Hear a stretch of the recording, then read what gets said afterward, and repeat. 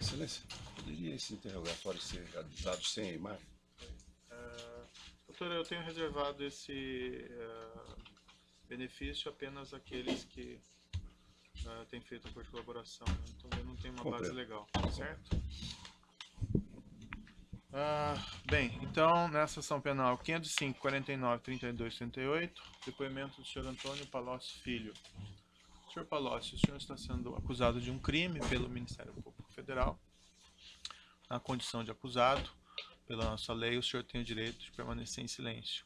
Se o senhor fizer uso desse direito, também pela nossa lei, isso não lhe traz nenhum prejuízo. Mas essa é a oportunidade também que o senhor tem de falar no processo. Tudo que o senhor falar vai ser considerado para o julgamento.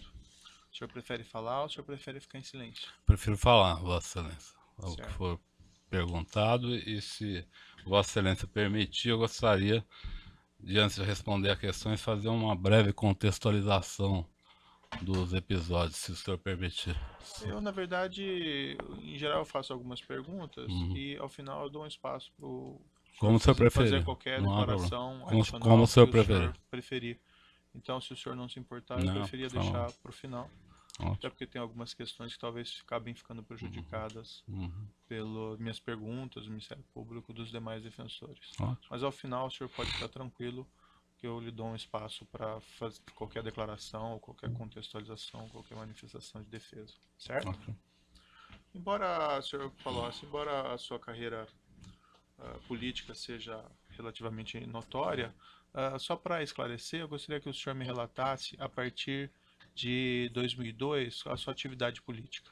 Tá, em 2002 eu deixei a prefeitura de Ribeirão Preto, para a qual tinha sido eleito no ano 2000, então fui prefeito pela segunda vez de 2001 e 2002, com a vitória do presidente Lula para a presidência da República. Ele pediu para que eu fosse para Brasília, para ocupar o Ministério da Fazenda, então deixei a prefeitura e fui para o Ministério da Fazenda, onde fiquei até março de 2006. Certo. Em 2006 fui candidato a deputado federal, fui eleito deputado federal até dezembro de 2010.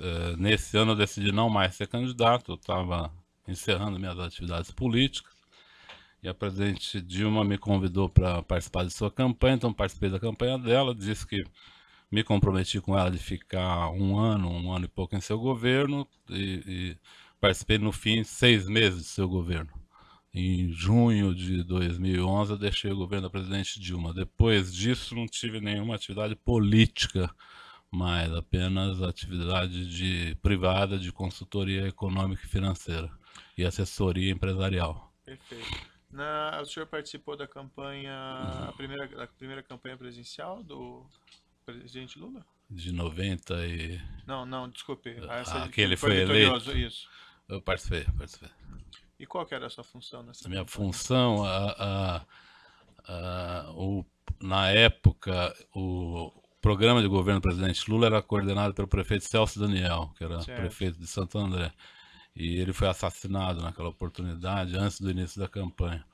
Então, eu era prefeito de Ribeirão Preto na época. O Lula queria muito alguém com experiência administrativa para dirigir o programa de governo dele.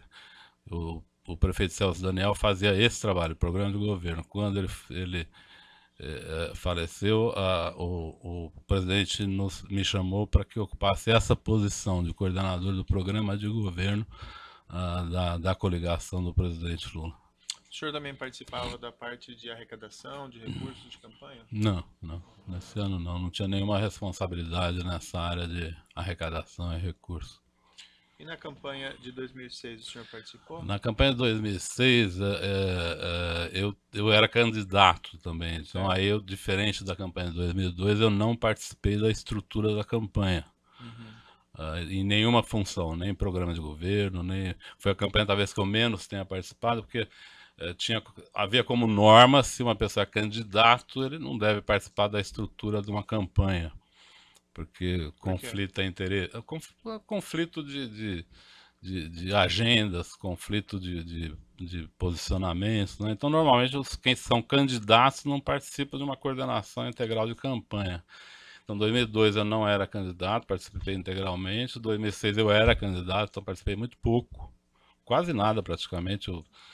Da O senhor ter uma campanha ideia presidencial. da campanha presidencial, fiz a minha Tá, campanha. sim, perfeito. O senhor ter uma ideia, não fui a nenhum comício da campanha presidencial, por exemplo, em 2006. 2010, voltei a participar intensamente da campanha na coordenação. Entendeu?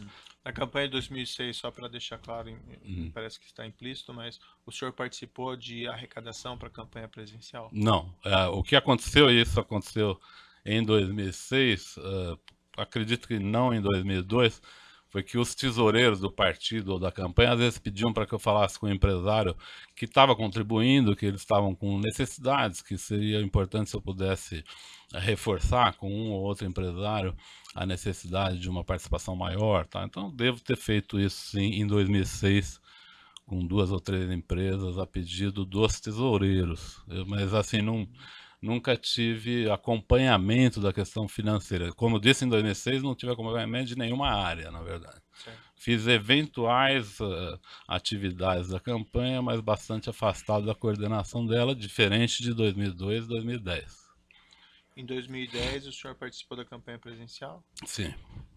E o senhor fazia o quê? Qual que era a sua função? A minha função era principalmente orientação e coordenação da área de programa econômico. Eu havia sido ministro da Fazenda, então a questão econômica era central na campanha, como em todas as campanhas presidenciais. Então eu trabalhava fundamentalmente a discussão do histórico da saída da crise de 2001, 2002, e principalmente do que seria o mundo e o Brasil depois da grande crise de 2008, que a chamada crise do subprime americana, que atingiu o mundo todo. Então havia toda uma discussão central na campanha de 2010 se os países emergentes conseguiriam escapar daquela grande depressão ou não. Então essa foi a questão central da minha participação na campanha de 2010. O senhor participou da parte arrecadatória na campanha de 2010? Não, eu não fazia parte, não era tesoureiro, não fazia parte da arrecadação, não acompanhava esse tema. E tinha um comitê, além do tesoureiro da campanha, do tesoureiro do partido, que trabalhavam em funções similares, mas com suas particularidades. Existia também aquele comitê financeiro oficial, né, que a lei determina. Certo. Nenhum, nem outro, nem outro. Em nenhuma das 3 situações eu figurava. E, de novo, em 2010, em algumas oportunidades, os tesoureiros da campanha pediam para que eu reforçasse com um empresário ou outro uma solicitação de apoio mais ampla, por causa de emergências, de dificuldades de campanha. Então, isso eu cheguei a fazer pouquíssimas vezes, na verdade, até porque a campanha a minha atividade da campanha consumia quase integralmente o meu tempo. Quem que era o tesoureiro ou responsável pela parte financeira da campanha em 2010? 2010 é o senhor José de Felipe Júnior. Ele era tesoureiro da campanha eleitoral, ele foi prefeito de Diadema. Na oportunidade, ele tinha sido já deputado federal. Em 2010? 2010. Ele foi responsável pela arrecadação da campanha, foi o tesoureiro da campanha. E o senhor João Vacari tinha algum papel nessa campanha? O João Vacari era tesoureiro do partido. Então o João Vacari, ele era... Uma coisa é a campanha presidencial, o seu tesoureiro se ocupa exclusivamente da candidatura presidencial, né? O tesoureiro do partido, ele tem que se preocupar, como é uma eleição para deputados, governadores, senadores, ele tem que se ocupar da campanha nacional, de 27 governadores, senadores, portanto, ter uma atuação um pouco diferenciada do tesoureiro da campanha presidencial. Da campanha presidencial exclusivo, né? Perfeito. Nesse período que o senhor foi ministro da Fazenda, depois o senhor teve esse mandato de deputado federal, e depois o senhor teve esse cargo de ministro do chefe da Casa Civil, isso, né? O senhor também exerceu paralelamente alguma atividade de cunho privado? Nos períodos que eu fui ministro, nenhuma, zero.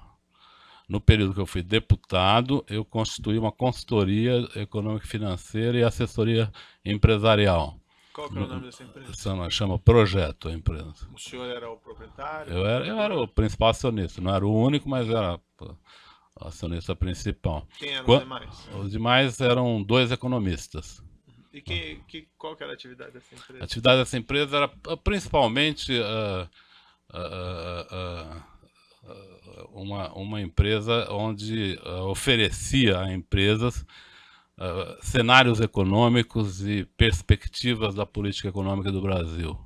Era essencialmente essa questão que essa empresa desenvolvia. E, evidentemente, eu desenvolvi na minha vida política algumas capacidades, outras não. Embora minha formação tenha sido medicina, mas eu acabei desenvolvendo capacidade mais em outra área, na área econômica.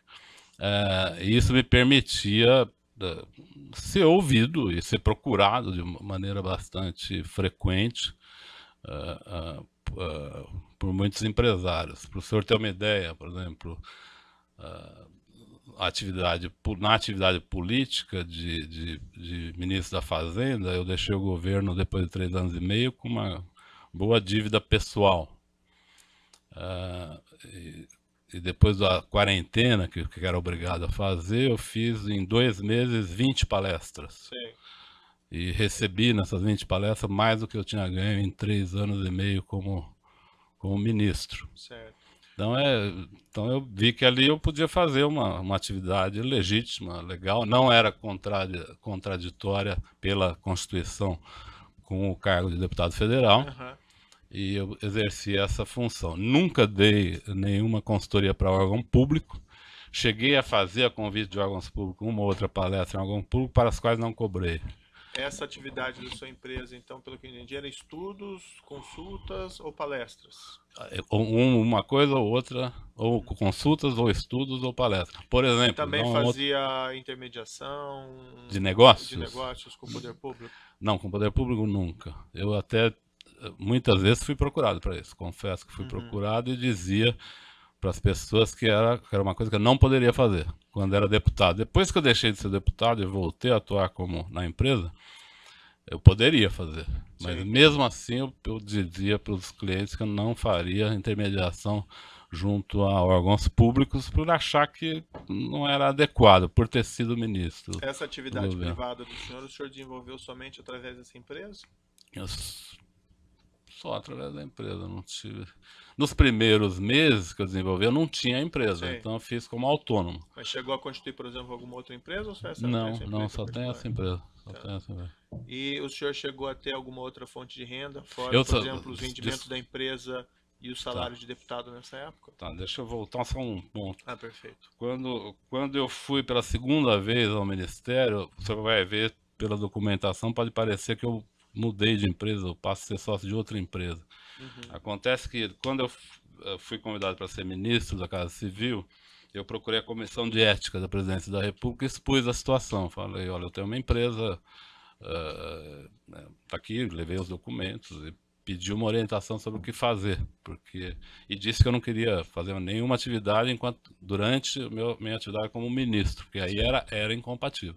Claro. Não era como deputado, mas seria como ministro. A comissão me orientou a mudar a razão social da minha empresa, transformar ela numa administradora dos bens dela e fazer um contrato de administração de recursos com o banco onde eu tinha conta. De forma que, a partir do momento que eu assumi um cargo no governo já da presidente Dilma, eu não mais tive qualquer atividade na empresa, nem movimentei qualquer recurso da empresa em relação a aplicações financeiras, etc. Eu fiz um contrato de trustee com um banco para que ele administrasse esse recurso, segundo a orientação da Comissão de Ética da Presidência da República. Perfeito. Desculpa, eu perdi a sua pergunta. Voltando a ela assim, no período que o senhor foi deputado, o senhor mencionou que tem essa empresa, teve essas atividades. A minha indagação é se o senhor tinha alguma outra fonte de renda, fora os vencimentos de deputado e os rendimentos que o senhor recebia na empresa. Na empresa. Né? Não, eu assim, escrevi um livro, tive a renda desse livro. Nada, outra atividade permanente. Prestei uma consultoria de curtíssimo prazo para o Banco Interamericano de Desenvolvimento, que foi uma consultoria internacional. Mas aí foi eu recebi pela empresa, não teve... Não sei se... Não, desculpe, não recebi pela empresa. Recebi como... Nada muito significativo. Não, nenhuma atividade significativa, nem permanente, além da empresa e das atividades públicas. E depois de 2011, que o senhor deixou o governo Tá. Do ministro. De novo eu perguntei à comissão de ética se eu aí diferente, não era, eu não ocupava uma área econômica, mas perguntei à comissão de ética se eu deveria observar a quarentena, eles disseram que sim. Então eu deixei minha empresa parada 4 meses, depois que passou esses 4 meses eu reativei a mesma empresa.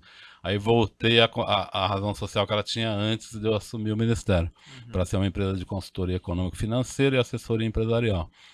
E retomei as atividades normais da empresa. A partir daí eu não tinha mais qualquer impedimento de contratar com o setor público ou de fazer negociações com o setor público, mas decidi não fazê-lo. Achei mais do ponto de vista deontológico que seria melhor não fazê-lo, mas embora não houvesse a partir daí nenhum impedimento para que fizesse atividades com o setor público. Então não aceitei nenhuma proposta, recebi algumas propostas de palestras, atividades junto ao setor público, eu considerei melhor não fazê-lo. Na outra fase eu tinha feito 1 ou 2 palestras em órgãos públicos, eu não cobrei, achei melhor fazer e não cobrar. Dessa vez eu sequer fiz, achei melhor tomar distância disso, por razões deontológicas. Para eu ter uma ideia, essa empresa que o senhor tinha, o tamanho dela aproximadamente, ela tinha empregados? Ou era... Tinha em torno de 7 pessoas, era uma empresa pequena porque dependia muito da minha atividade. Certo. Mas quando precisava fazer estudos econômicos específicos, eu, como eu disse, tenho formação médica, então eu apanhava bastante no aspecto técnico. Sei. Por isso eu tinha 2 economistas que trabalhavam comigo nessa parte de projeção de receita de empresas, expectativa de receita futura, trazer valores a valores presentes, esse tipo de coisa, toda a técnica de estudo especificamente econométrico, vamos dizer assim. Eu não possuo essa especialização, então eu tinha economistas que faziam isso. Esses estudos que o senhor fazia, eles eram reduzidos a escrito ou eram um trabalho mais verbal? Desculpa. Era feito um estudo, escrito, algum documento? Tinha bastante coisa escrita. Nem sempre era escrito. Até digo que grandes questões que eu prestei de assessoria à empresa acabaram não sendo escritas, mas, por exemplo, vou lhe dar exemplo, se eu permitir. Claro. Na crise de 2008, os bancos internacionais fizeram uma coisa perigosíssima no Brasil, que foi oferecer aos empresários, quando os juros do Banco Central estavam em torno de 12%, se não me engano, 11%, os bancos internacionais visitaram as empresas nacionais oferecendo empréstimos a 5%. Isso foi uma coisa muito rápida, muito grande, muito significativa. Eu fiquei muito assustado com isso. Eu tentei de diversas formas entender do que se tratava, até que eu fiz com um dos clientes que eu atuava, eu fiz um estudo para ele, porque ele recebeu aquilo, falou, olha, eu tenho uma proposta aqui irrecusável, vou tomar milhões aqui, porque 5% eu nunca mais vou ter na vida. E eu li, foi o primeiro processo que eu li. Ali era o famoso derivativo cambial, que quebrou metade das empresas importantes do Brasil, porque os bancos internacionais propunham um juro baixinho, mais uma vinculação à taxa cambial. Se a taxa cambial variasse, se pagava um múltiplo daquilo. Para o senhor ter uma ideia, uma empresa que tomasse naquela oportunidade 350 milhões de reais, pagaria, meses depois, 5 bilhões de reais. Portanto, quebrando muitas empresas. Eu fiz um trabalho muito grande com os meus clientes e lhe digo que na lista das empresas que não fizeram esse contrato danoso, estão todos os meus clientes. Certo. Algumas indagações específicas aqui. O senhor fez parte do Conselho de Administração da Petrobras? Da Petrobras, fiz. Do início de 2003 até março de 2006. E depois, quando voltei ao governo, no governo da presidente Dilma, ela queria que eu fosse para o conselho, eu não queria, isso acabou empurrando essa decisão por tanto tempo que quando eu acabei aceitando a indicação, eu só fiz uma reunião. Fui numa reunião. E qual que era a sua posição de conselheiro? Ou de conselheiro do Conselho de Administração, nunca fui presidente do Conselho. Como funcionava assim, essas nomeações de diretores? As nomeações? De diretores? Isso. Tá. De diretores, vamos dizer, a primeira vez a montagem da diretoria foi uma montagem de indicações muito da própria, que vinha da própria empresa, porque obviamente a Petrobras era uma empresa de grande porte, não se pensava ali em colocar muitas pessoas de fora da empresa, dado a excelência da atividade Mas da havia empresa. influência político-partidária nessas Havia, nomeações? havia. O senhor estava lá, por exemplo, no período que o senhor Renato Duque foi nomeado, e há uma referência que ele teria sido nomeado por influência político-partidária do Partido dos Trabalhadores. O senhor tem conhecimento disso? Eu nunca vi uma reunião ou uma colocação formal a respeito disso, mas isso era comentado. Era comentado que ele tinha apoio do Partido dos Trabalhadores na sua indicação. Isso era um comentário que existia na época. Sei. Né? E o Paulo Roberto Costa, por exemplo, também foi Paulo nomeado Roberto- no seu período. Ele foi nomeado em substituição ao diretor Rogério Manso. E também foi uma nomeação técnica, para o conselho foi uma nomeação técnica, mas digo ao senhor que havia comentários também de um relacionamento dele com o PP. Sei. Mas não foi Mas indicações. isso não era de conhecimento do Não, conselho? não, Quando ele não não. se tinha presente isso? O conselho Não, até quando o tinha que aprovar esses conselho, quando nomes? aprovava nomes e currículos. Currículos bastante técnicos. Na verdade, todas as pessoas, apesar de poder ter suas relações políticas, tinham currículos de 30 anos, 35 anos de trabalhos prestados na Petrobras. Então, o conselho olhava essencialmente as nomeações sobre esse prisma. E quem que encaminhava os nomes desses diretores para aprovação? Normalmente a presidência do conselho vinha, né? Não sei como isso tramitava no governo, porque nessa época eu era ministro da Fazenda, então não me ocupava de formação de governo. No começo do governo do presidente Lula, foi dividido tarefas de forma que eu fui nomeado coordenador da transição entre o governo do presidente Fernando Henrique e o governo do presidente Lula. Então, eu fui nomeado funcionário público já no governo Fernando Henrique, em outubro para novembro. Então, eu passei a ocupar cargo público no governo federal já nesse período. Então, me ocupei exclusivamente da parte de transição técnica. Haviam equipes e pessoas que cuidavam de montagem do governo, que não era o meu caso. O senhor Branislav Contic trabalha com o senhor desde quando? Acredito que depois que eu me tornei deputado federal, acredito que ele trabalhou na prefeitura de São Paulo, ele foi empresário antes disso, eu não o conhecia. Quando ele trabalhou na prefeitura também não o conhecia, sabia da existência dele. Foi depois que eu me tornei deputado federal, em 2006. Ele trabalhou nesse período comigo. E qual que era a função que ele exercia? Ele tinha a função de assessoria. Ele é uma pessoa muito qualificada do ponto de vista de relacionamento pessoal, de conhecimento empresarial, de conhecimento profissional. É um profissional qualificado. Então ele recebia demandas, conversava com pessoas. Mas ele assessorava o senhor no legislativo ou na empresa? E no legislativo, depois que eu deixei, numa outra época, ele veio prestar serviço para minha empresa. E o que mais que à frente. Continuou fazendo? E o que ele começou a fazer dentro da empresa? Dentro da empresa, ele me ajudava na organização dos contratos, principalmente a organização dos contratos, na elaboração de relatórios. Ele tem conhecimento econômico por ter sido empresário, então ele ajudava nisso. Mas, assim, essencialmente a atividade, vamos dizer, de conteúdo da empresa era feita por mim no aspecto de política econômica e pelos economistas, no caso dos trabalhos mais técnicos. Certo. O seu relacionamento com o Grupo Odebrecht? Tá. O senhor teve, por exemplo, um relacionamento comercial com o Grupo Odebrecht, consultoria, por exemplo, na empresa? Tá. Não, nunca tive nenhum contrato com o Grupo Odebrecht. Nenhum contrato, não contato. Mas conheço o grupo há muitos anos. Nunca recebeu valores por serviços prestados por sua empresa ao Grupo Odebrecht? Nunca. O senhor deve ter. O senhor acompanhou todos os depoimentos aqui dos demais acusados que a lei não estabelece? E o senhor conhece os termos de acusação? E há uma referência na acusação que o senhor teria contatos frequentes com o senhor Uhum, Marcelo Odebrecht, que o senhor seria responsável por receber pagamentos, por organizar pagamentos não contabilizados do grupo a agentes políticos do Partido dos tá. Trabalhadores.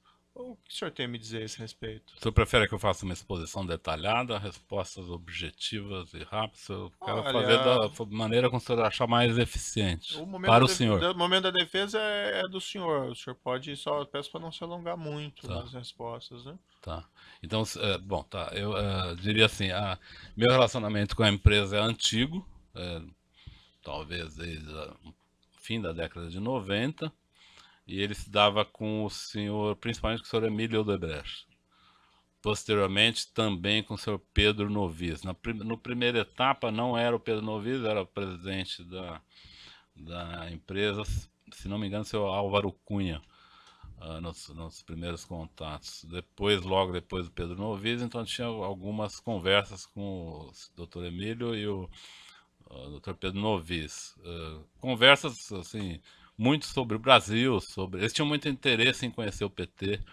Como eu era prefeito do PT, eles tinham muito interesse em conhecer a relação que o PT poderia ter com o governo. Eles falavam que viam o PT como um possível futuro governo e queriam conhecer o PT e conhecer experiências do PT Certo. concretas, tá? Então eu estive muitas vezes com eles sempre foram pessoas muito cordiais em termos desse relacionamento. Algumas vezes com o ex-presidente Lula, às vezes poucas vezes sozinho, a maioria das vezes o próprio presidente me convidava para ir, o seu Emílio Odebrecht me convidava para reuniões, eu tinha uma relação com eles. O senhor tinha contato frequentes com eles? Com Não era pessoas do frequente, grupo? nessa época não. Nessa época não. Tá.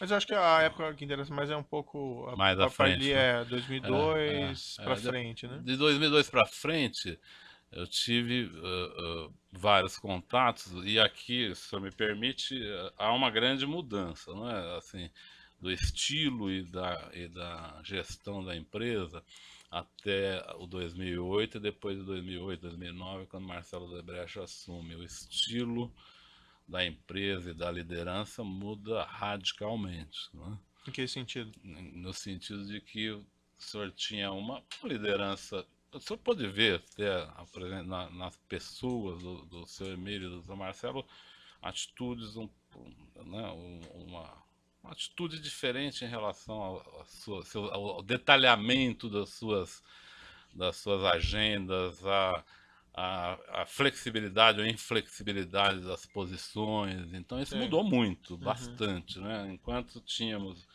uma empresa que tinha uma discussão sempre de cenários amplos, de Brasil e mundo, perspectivas econômicas, etc. O Marcelo era uma pessoa, era um guerrilheiro das causas da empresa. Sei. Eu não estou aqui fazendo um julgamento pessoal, Não, entendi. Não né? é uma Quer dizer, crítica é um pessoal. ótimo pai de família, é uma ótima pessoa. Sei. Não estou fazendo uma crítica pessoal, estou dizendo de estilos.